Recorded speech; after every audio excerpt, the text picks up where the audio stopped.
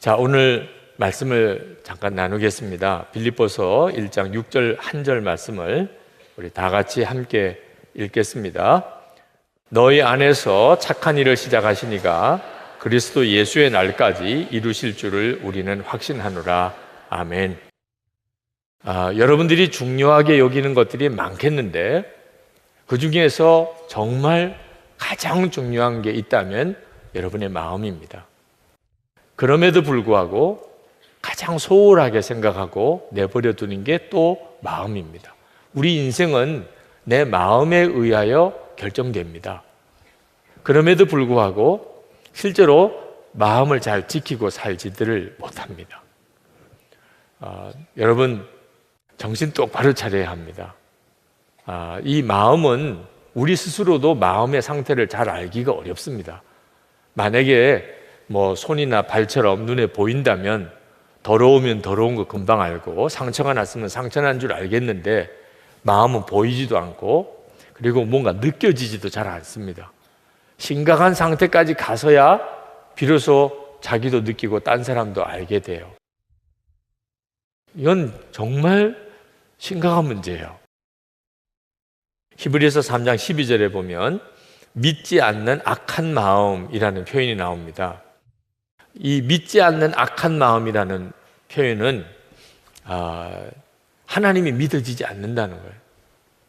우리가 정말 정상적인 좋은 마음의 상태가 되는 것을 성경은 부드러운 마음이라고, 오늘 성령 집회 시작하면서 신모임 목사님이 말씀을 붙잡고 기도하게 된 것이 그게 부드러운 마음을 주님께 구하자고 그러셨는데, 우리가 마음의 상태가 좋으면 우리 마음은 부드러운 상태가 됩니다. 성령께서 임하신 마음입니다. 이 부드러운 마음이라는 것은 내가 하나님의 임재하심을 알아요. 주님이 나와 같이 계시는 것이 믿어져요. 믿어지는 것. 믿고 싶은 게 아니고 믿어져요. 그 말은 주님께 반응이 돼요. 마음이. 주의 말씀이 깨달아져요. 그건 부드러운 마음입니다. 그런데 안타깝게도 마음이 그런 부드러운 상태에서 금방 악하고 그리고 굳어진 상태로 바뀌어버립니다.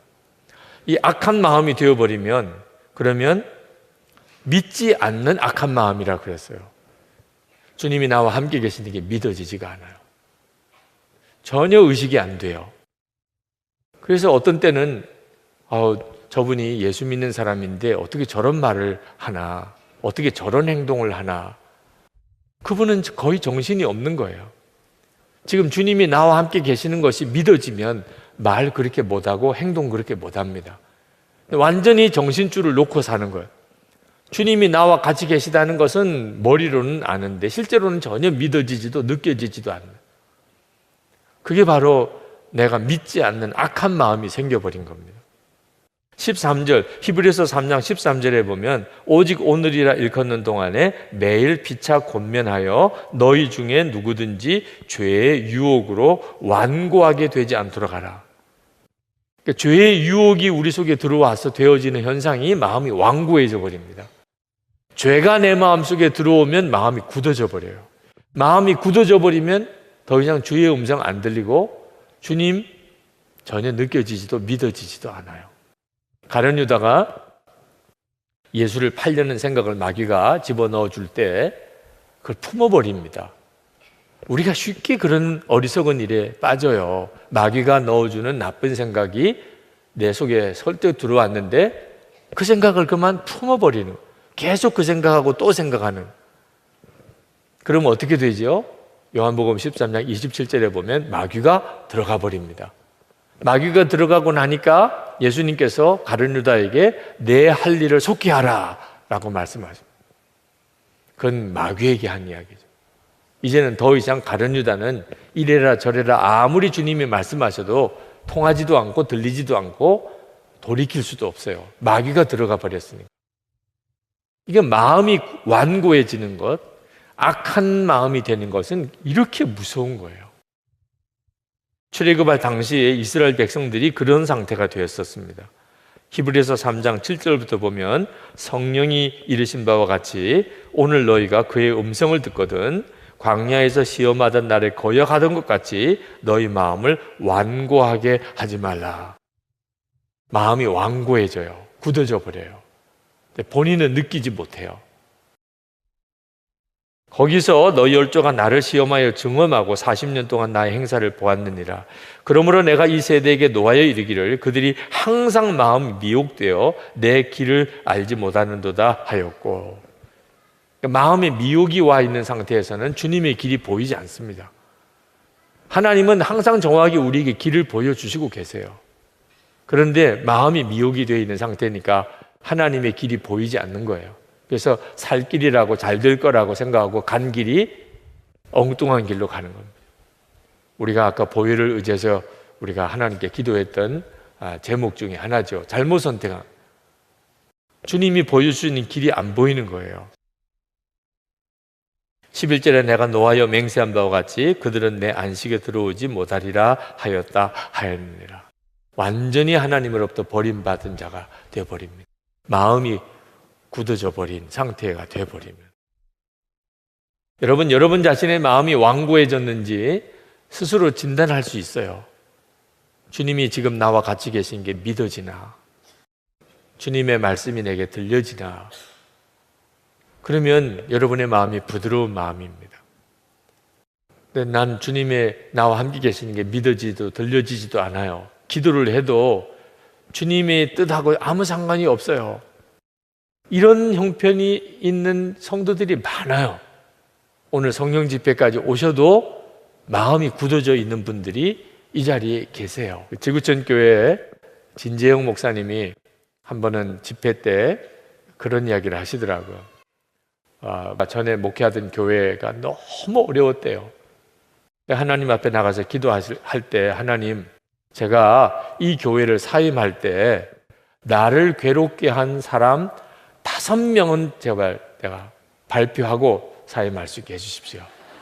나 그 사람 때문에 너무 힘들었어요. 사임하기 전에 그 이야기 했다가는 큰일 나니까 사임하는 때는 발표하게 해주세요. 나를 힘들게 한 5사람, 내가 많이도 아니고 5사람만 발표하고 제가 이 교회를 떠날 수 있게 해주옵소서. 그리고 그때부터 이제 명단 작성에 들어갔대요. 5명 누구를 발표할까? 그리고 6년 뒤에 그 교회를 사임하게 됐는데 발표했을까요? 안 했을까요? 안 하셨다 그래요. 왜 안 하셨냐 그랬더니 6년쯤 지나서 가만 돌아보니까 정말 자기를 힘들게 하던 그 사람 때문에 자기가 영적으로 더 성숙했다는 걸 깨달았대요.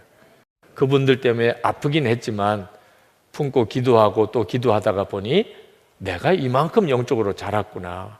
그래서 굳이 그분들의 이름을 발표할 필요가 없었노라. 그렇게 말씀하셔서 웃기도 하고 은혜도 받았는데, 여러분, 우리의 마음이 굳어져 버리면 어떤 때는 정말 나중에 깨닫고 보면 부끄러운 기도도 드려요.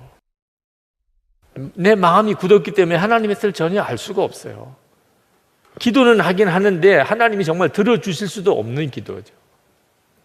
어떤 목사님이 그분도 또 그런 목회하면서 어려움이 있으셨는지 내 주변에 원수들, 정말 미운 사람들 다 사라지게 해달라고 목사님도 그렇게 기도를 하셨대요.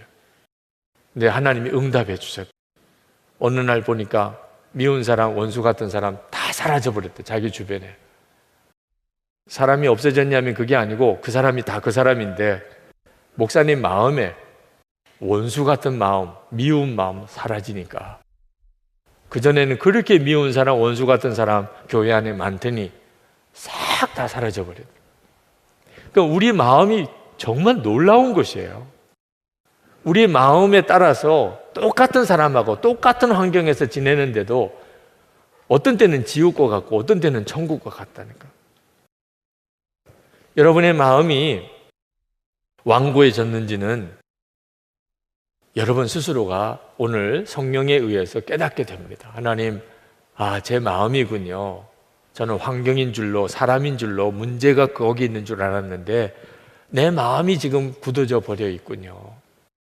요한복음 15장 6절에 보면 사람이 내 안에 거하지 아니하면 가지처럼 밖에 버려져 마르나니 사람들이 그것을 모아다가 불에 던져 사르느니라.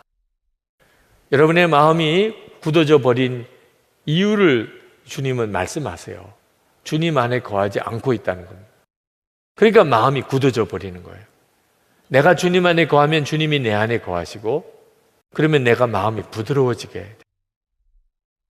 그렇게 부드러워진 마음으로 살아야 하나님의 인도를 받을 수 있게 되고, 그리고 얼마나 복이 있는지, 그래서 주님이 열매를 많이 맺을 수가 있게 되는데, 마음이 굳어져 버리고 메말라 버리면 전혀 전적으로 주님의 역사하심을 경험도 못하고, 그리고는 열매 없는 정말 비참한 삶이 되는 거죠. 주님 안에 거한다는 것은 모든 염려, 걱정 주님께 다 맡겨버리는 거예요. 주님 안에 거한다. 내 모든 문제, 염려, 근심 다 주님께 맡겨버려요. 주님을 완전히 믿는 거예요. 얼마나 놀라운 은혜요, 복인지 모릅니다. 그러니까 마음이 쉼을 얻어요. 주님께 다 맡겼으니까 내 마음이 쉬고 부드러워지는 거죠. 빌립보서 1장 6절 오늘 읽은 말씀에 보면 너희 안에서 착한 일을 시작하시니가 그리스도 예수의 날까지 이루실 줄을 우리는 확신하노라. 너희 안에서라고 그랬어요. 지금 사건은요, 내 눈 바깥에 세상에서 일어나는 거 아닙니다. 남편이나 아내나 부모나 자녀나 직장 동료나 거기서부터 내 인생의 변화가 시작되는 게 아닙니다. 역사는 너희 안에서 착한 일을 시작하시니까 이걸 깨달아야 돼요. 예수님 그리스도께서 내 안에 임하셨어요. 이게 너희 안에서 착한 일을 시작하신 겁니다. 내 속에 영생을 시작하셨어요. 진정한 생명이 내 안에 일어났어요. 이건 너무너무 놀라운 일이에요. 어떻게 하나님이 내 마음 안에 들어오실 수 있어요? 근데 주님의 십자가의 복음으로 이 놀라운 일이 우리 안에 시작이 됐어요.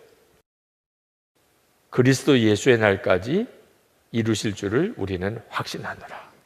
이 착한 일이 예수님과 온전히 하나 되고 주님의 생명으로 살고, 그리고 주님께서 나를 통해 역사하시는, 이제는 내가 주님으로 살고 주님이 나를 통해 역사하시는 이 놀라운 삶이 주님이 하신다는 거예요. 그 일을 시작하신 분도 주님이시고 그것을 이루실 분도 주님이시라는. 그러니까 우리가 할 일은 주님을 정말 믿는 거죠. 여러분의 마음이 완고해지지 아니하고 부드러운 마음이 되는 일은 여러분의 노력으로 되는 일이 아닙니다. 그건 믿음으로 되는 일이에요. 주님을 완전히 믿는 거죠. 그때 주님이 그렇게 역사해 주세요.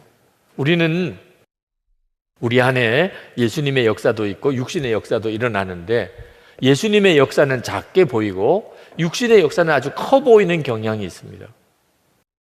그래서 때때로 우리가 육신의 역사가 내 속에서 일어나서 내가 그만 육신에 끌려서 이렇게 넘어지게 되면 좌절해 버립니다.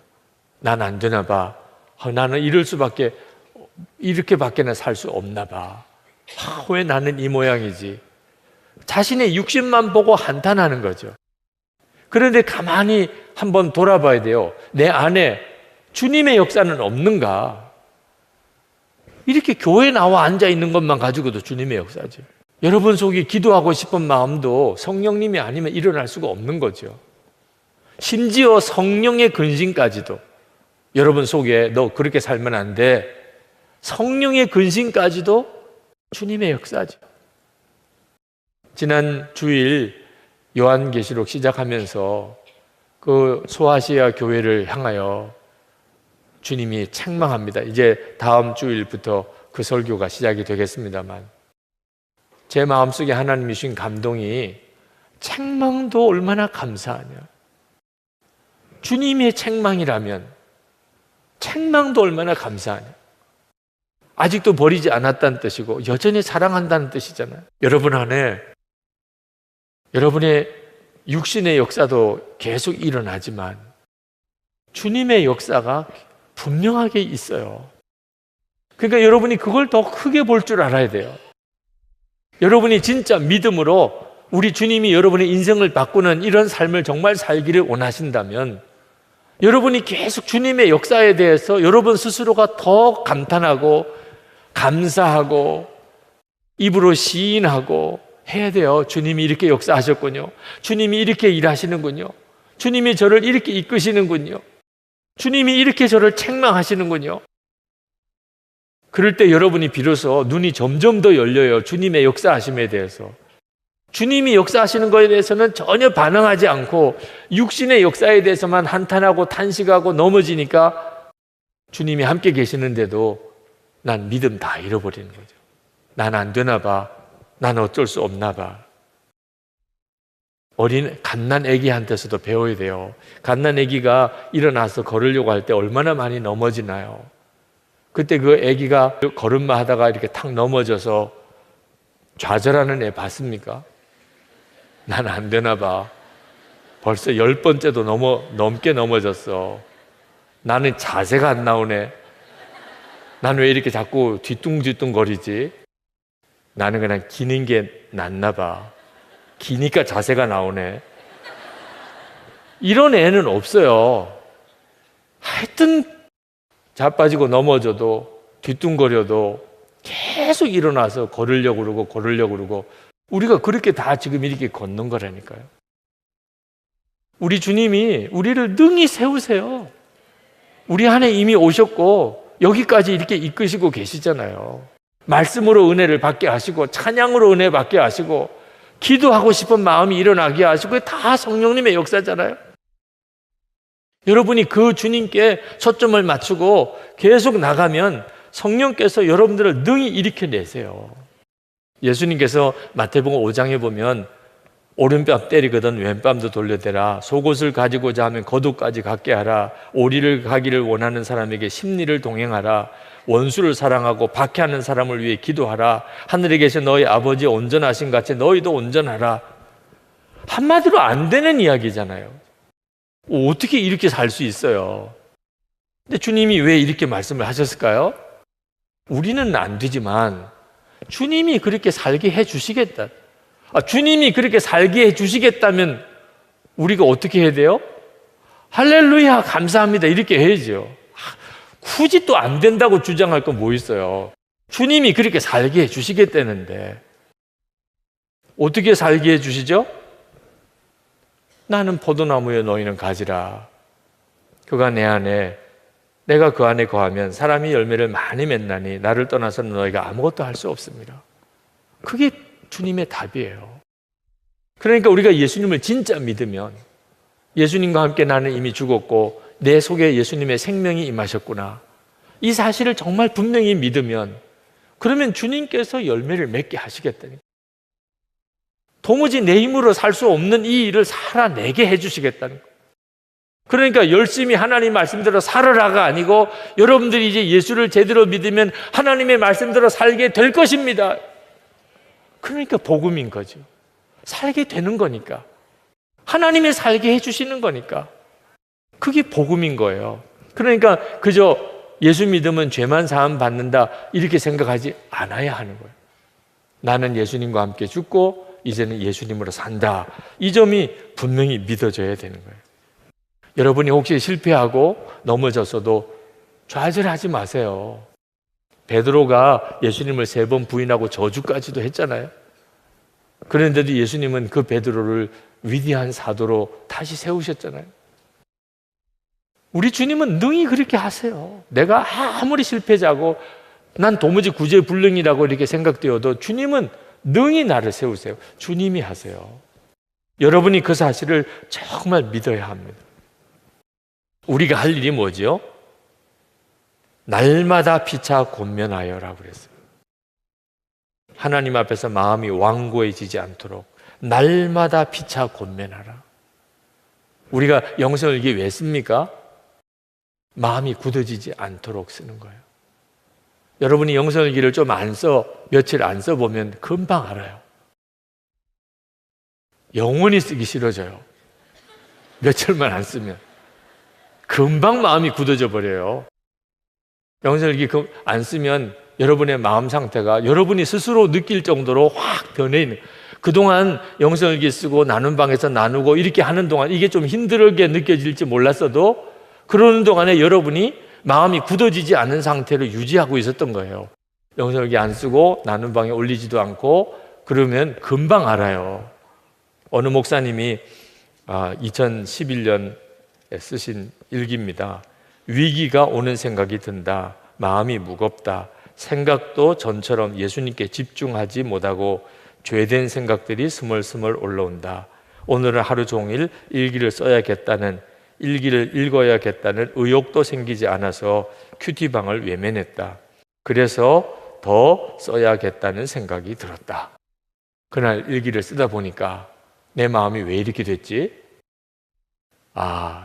내가 이거 일기를 계속 써야 되겠구나. 이거 큰일 나겠구나. 여러분이 영적으로 마음이 이렇게 굳어지고 완고해지고 하나님도 의식이 안 되고 말도 함부로 하게 되고 행동도 함부로 하게, 이런 현상이 오게 되면 정신 똑바로 차려야 돼요. 지금 대단히 위험한 상태에 있는 거예요. 우리가 그렇게 일기를 쓰고 서로 나누고 하자고 하는 이유를 정확히 아셔야 돼요. 어느 목사님이 쓰신 일기입니다. 사역이 바쁘고 아내와 아이를 위해 시간을 낸다는 핑계로 영성일기를 쓰는 것에 게을러지고 말았다. 그러자 자연스럽게 제 삶의 분노, 자기연민, 무력증, 음란한 마음, 게으름 등이 일어나는 것을 보게 된다. 알아서 하세요. 주님으로 사실 건지 완전히 마귀 놀이터인 마음으로 진짜 망가진 인생을 사실 건지, 그건 정말 여러분이 선택하시는 거예요. 프랭크 루박 선교사님이 1930년 4월 19일자 일기에 이렇게 썼어요. 나는 지난 며칠간 포기하고 지냈습니다. 그리고 오늘과 어제 그 결과의 증거를 보았습니다. 재치 있게 말하려고 하다가 나는 그만 다른 사람들의 감정을 상하게 하는 말을 내뱉고 말았습니다. 그리고 조급해졌습니다. 적어도 이들 중 한 사람에게 이 시도에 대해 이야기한 적이 있기에 그가 이것을 그 결과라고 생각할까 봐 마음이 떨립니다. 프랭크 루박 선교사님도 며칠 일기를 쓰지 않다 보니까 그만 어느 순간에 말에 시련이 나오고, 다른 사람들이 내가 매일 일기를 쓰겠다고 결심한 것을 아는데 그렇게 해서 저런 모양인가? 이렇게 생각할까 봐 마음이 걱정이 되더라. 우리의 마음이 나도 전혀 의식이 안 되도록 굳어져 버리니 큰일인 거예요. 기도도 안 되고 봉사도 사랑도 헌신도 예전 같지 않아요. 내 마음의 내적인 기쁨도 없어지고 그냥 어디론가 떠나고 싶고 큰일 난 거죠. 그렇죠? 그러므로 여러분이 주님 안에 거하는 일이 필요해요. 주님께서만 고쳐줄 수 있어요. 내 이 굳어진 마음을 회복시킨. 여러분이 오늘 말씀을 듣고 내가 깨닫지 못했지만 내 마음이 어느 순간에 굳어져 가고 있구나. 그것만도 엄청난 은혜예요. 여기서 돌이킬 수 있기 때문에. 여러분이 일기를 쓸 때 한 줄 일기밖에 쓸 수가 없는 상태, 굉장히 굳어진 거죠. 오늘은 정말 비참했어. 그러나 이제라도 주님을 바라보고 싶어. 일기를 썼다면 여러분은 굳어진 데서 다시 풀어지는 단계로 들어간 겁니다. 실제로 한번 경험해 보세요. 그 다음날 완전히 달라요. 성령께서 여러분들을 다스리시고 이끄시는 게 느낌이 확 달라져요. 영성일기를 써도 어쩔 수가 없어. 나는 정확한 판단 아닙니다. 여러분 중에 목사님 저도 일기를 쓰기는 쓰는데요. 그래도 별거 없더라고요. 여러분 일기를 안 써보면 금방 알아요. 여러분이 쓰면서 별일 없다고 생각하는 거는 여러분이 더 굳어지지 않은 상태로 가고 있는 것에 대해서 스스로 이렇게 충분하게 깨닫고 만족을 못하고 있기 때문입니다. 여러분이 기대하는 것은 정말 마음에 샘솟듯이 난 기쁨과 감사가 넘치고 하나님이 말씀하신 게 너무나 분명히 들리고 주님께서 여러분들의 마음속에 담대함도 주시고 지혜도 주시고 여러분이 맡은 일에 대해서 감당할 능력도 부어주시고 여러분들이 그런 걸 기대하면 그러지 못한 것에 대해서는 소용없네 이런 느낌이 들 수 있어요.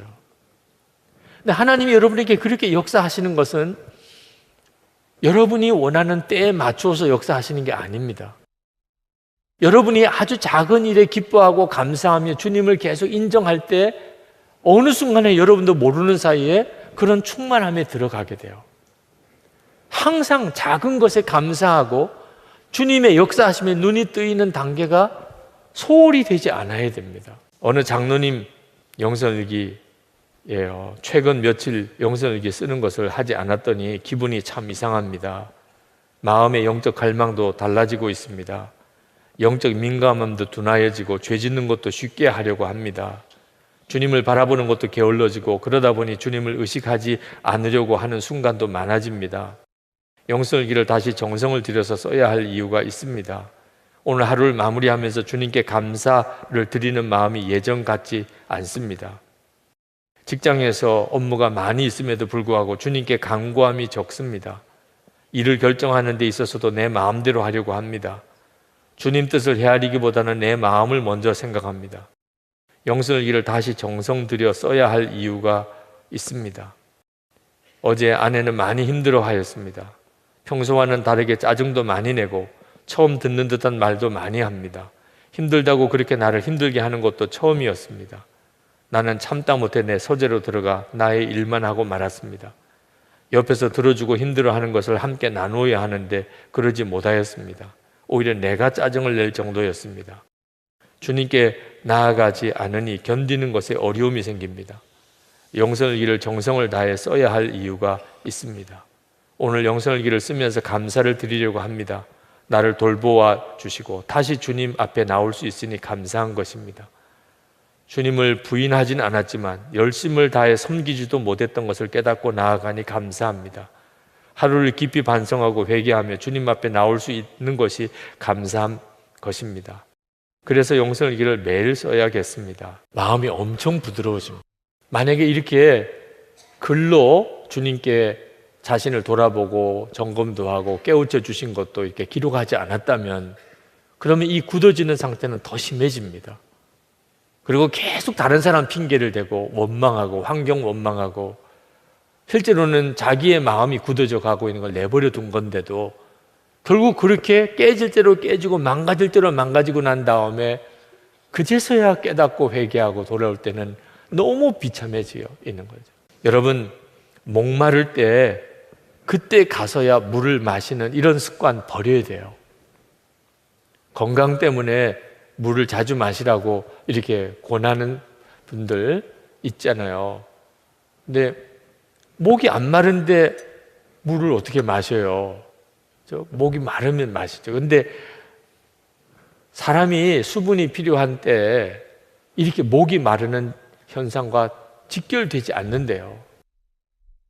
몸에는 수분이 필요한데 목은 안 마른 거예요. 그러니까 대부분이 물을 적게 마시고 산다는 거죠. 그래서 규칙적으로 물을 마셔야 된다. 시간을 정해놓고 이렇게 물을 마시라는 거예요. 목이 특별히 마르지 않아도 물을 이렇게 마시는 것이 필요하다는. 여러분 잘 아는 김창욱 방송인 김창욱 씨가 강의 중에도 그런 이야기를 하더라고요. 그 오지에서 사람이 사막 같은 데서 그곳을 이제 탐험하는 사람들 중에 탈수 증세로 쓰러지고 죽는 사람이 종종 생긴다는 겁니다. 그런데 물이 없어서 탈수 증세로 죽는 게 아니고 물병에는 물이 있는데 탈수 증세로 그냥 어처구니 없이 죽는다는 거예요. 왜 그런가? 왜 물이 있는데도 물을 마시지 그렇게 죽는가? 본인이 목마른 걸 모르는 거예요. 사막이 워낙 뜨거우니까 땀도 나는 즉시 말라버린대요. 그러니까 지금 자기가 땀을 흘리고 있는지 자체를 모른대요. 그 사막의 아주 고온 속에 들어가면. 내가 목이 마른지 지금 몸에서 탈수 현상이 일어나고 있는 것 자체를 사람이 이렇게 느낄 때 가서야 물을 마시면 큰일 난다는 거죠. 그러니까 시간을 정해놓고 물을 마셔야 돼요. 여러분, 육신도 그런가 하면 영은 더해요. 영은 목마름 자체를 느끼는 것이 어려워요. 대부분은 잘못 해석해요. 내 영혼이 지금 갈급해요. 그런데 해결을 어디 가서 해요? 백화점 가요. 극장에 가요. 완전히 지금 뭔가 좀 문제가 생긴 건 느끼는데 전혀 다른 데로 푸는 거죠. 그러니까 더 목마른 거죠. 마치 물이 필요한데 음료수를 마신 거나 같아요. 그래서 결국은 많은 사람들의 인생이 무너지는 거예요. 가정이 무너지고 삶이 무너지는 거예요. 예수를 믿는 우리들이 어떻게 영적인 충만함을 계속 유지할 수 있을까요? 꾸준히 내가 영적으로 목마름이 느껴지든 느껴지지 않든 꾸준히 주님 안에 거하는 걸 확인하고 살아야 돼요. 생수는 예수 그리스도잖아요. 내 인생을 항상 새 힘이 나게 만들어주신 주님. 그래서 24시간 주님을 바라보자는 거예요. 매일 그것을 일기로 써보자는 거예요. 그 여러분 안에 생수의 공급이 계속 되어진다는 뜻이죠. 그러면 삶 자체가 마귀가 끄는 대로 끌려가지 않아요. 하나님이 여러분들을 지키실 때 딱 지켜집니다. 2주 전에 미국 남부 플로리다에 있는 그 템파시에 허리케인 어마가 지나갔습니다. 거기에서 목회하시는 목사님, 하필이면 또 이사 간 지 얼마 안 되는 거기에 교회를 맡아서 가신 지 얼마 안 되는 때 이 허리케인이 그 템파를 스쳐 지나갔습니다. 처음에는 뭐 허리케인이 온다고 그래도 대수롭지 않게 생각했대요. 한 번도 겪어보지도 않았기 때문에. 그런데 점점 TV에서 방송들이 나오고 그 캐리비안 섬들의 초토화된 뉴스를 보고 한국에서 계속 전화가 걸려오고 이게 좀 대비를 해야 되는 모양이다. 그래서 마트로 갔더니 완전히 전쟁터 같이 번했다.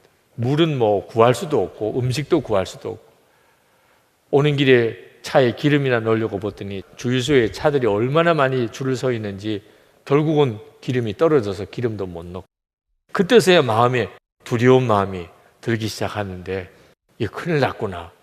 사람들은 막 대피소로 또는 저 먼 곳으로 그렇게 피난을 이렇게 떠나는 그런 형편이고 이 그대로 여기 있어도 되나 이런 마음이 막 마음에 걱정으로 밀려오는 이런 그 기간을 이렇게 보냈던 것을 페이스북에 쓰셨어요. 다행히 뭐 예보보다 그 허리케인의 강도가 약하고 또 바로 직접 템파를 치고 들어가진 않았기 때문에 피해가 그렇게 크지는 않고 지나갔었다. 그런데 그 다음에 성경 공부 시간에 성도들이 이렇게 모여서 그 어떻게 지내셨는지 묻기도 하고 또 어떤 느낌이 받으셨는지 그런 이야기가 자연스럽게 나왔대요.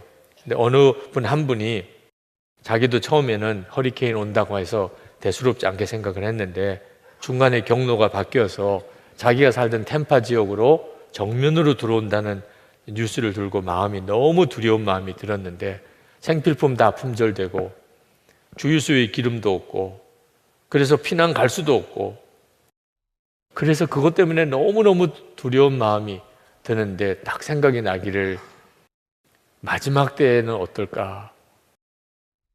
아주 자기는 생생하게 마지막 때의 어떤 것에 대한 예행 연습을 하나님이 시키신 것 같았다. 그래도 허리케인이 오면 미리 예보도 충분히 되고 그리고 생필품 살 수 있는 기회도 주고 피난 갈 수 있는 기회도 주지만 우리 주님이 오시는 것은 한순간에 도적같이 오게 될 텐데 그때는 깨달아도 속수무책이에요. 준비할 수 있는 시간도 주어지지 않아요. 그 허리케인이 지나가는 그때 그 상황에서 나는 진짜 주님이 마지막 나팔과 함께 이렇게 오실 때 내가 그때 주님을 맞이할 수 있을까 하는 생각을 했노라고. 그리고 내가 너무 준비 안 됐다는 생각에 부끄러운 마음이 든다고 이런 고백을 성경 공부 시간에 그 성도님이 하셨다고 그래요.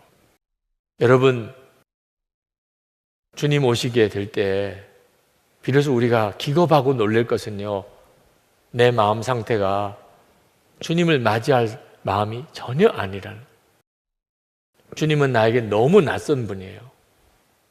이건 진짜 끔찍한 일이에요. 우리가 뭘 준비하고 살아야죠? 주님 안에 거하는 거예요. 그러면 주님이 내 안에 거하시고 우리가 늘 주님 안에 거하는 일이 이건 생명처럼 소중한 거예요. 그래서 내 마음이 굳어지지 않도록 그렇게 살아야 주님 오실 때 전혀 문제가 없어요. 나는 준비되어져 있는 상태니까. 오늘 이 시간에 여러분은 지금 주님이 오신다. 그때 나 문제가 없나? 그런 기준으로 여러분을 살펴야 돼요. 오늘 여러분의 가장 중요한 기도의 제목은 주님, 주님께서 정말 제 마음을 만져주세요. 내 마음이 풀어지고 부드러워지는 것은 절대로 노력으로, 의지로, 결심으로 안 됩니다. 여러분이 할 일은 제가 지금 주님 안에 들어가겠습니다. 주님께 내 삶 전체를 맡기겠습니다. 주님께서 제 마음에 임하셔서 제 마음을 완전히 바꿔주세요. 바꿔지는 거예요. 여러분들이 그 은혜를 누리게 됩니다. 오늘 이 밤에 우리가 정말 응답받을 것은 내 마음이 바뀌었다는 거예요. 오늘 교회 올 때와 교회를 나갈 때 할렐루야, 하나님 제 마음이 너무 바뀌었습니다. 주님이 저와 함께 계시는 게 너무 분명히 믿어집니다. 주님이 저에게 원하는 게 무엇인지 깨달아집니다. 집에 돌아가면 어떻게 하라? 직장 가서는 어떻게 하라? 그게 너무 명확하게 깨달아집니다. 내 마음이 부드러워져 있어요. 그렇게 되기를 축복합니다.